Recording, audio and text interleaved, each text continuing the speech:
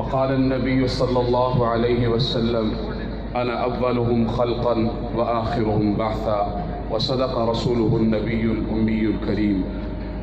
میرے معزز سامعین گرامی، الحمدللہ اس پورے ہمارے پروگرام کے اندر سرکار دو جہاں محبوب رب کائنات رحمت للعالمین شفیع المذنبین محبوب دو جہاں کی خوب مدح اور الحمدللہ ہمارے دوستوں نے نعتیں بھی آپ کو سنائیں۔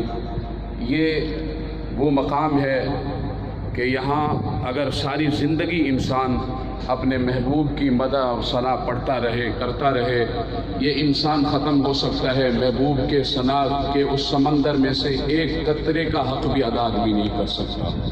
ایک عربی شاعر تھے جس نے 40,000 اشعار لکھے۔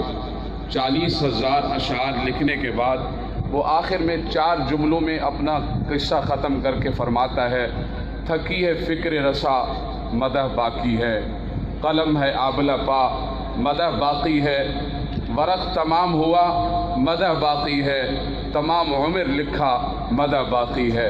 میرے محبوب کا مدح خواہ خود اللہ کی ذات ہو، وہاں انسان کیا محبوب کے اس ثنا خوانی کا حق۔ بس میں ان مختصر جملوں میں اپنے معافی ضمیر کا جو ایک مجھے احساس تھا اس کو آپ کے سامنے اظہار کیا۔ الحمدللہ آپ سارے میرے تمام کلیگ ہیں، تمام دوست میرے مہمان ہیں، آپ نے مجھے اتنی عزت دی ہے۔ آپ یہ ایک غریب کے ایک خاکسار کے اسی جگہ پہ آپ تشریف لائے، میں آپ کے دل کی تہ گہرائیوں سے آپ کی قدر کرتا ہوں۔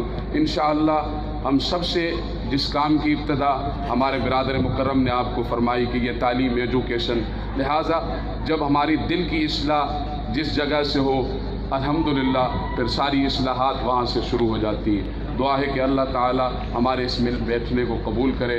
درود شریف پڑھیں، دعا کرتے ہیں۔ الحمدللہ رب العالمین والصلاة والسلام علی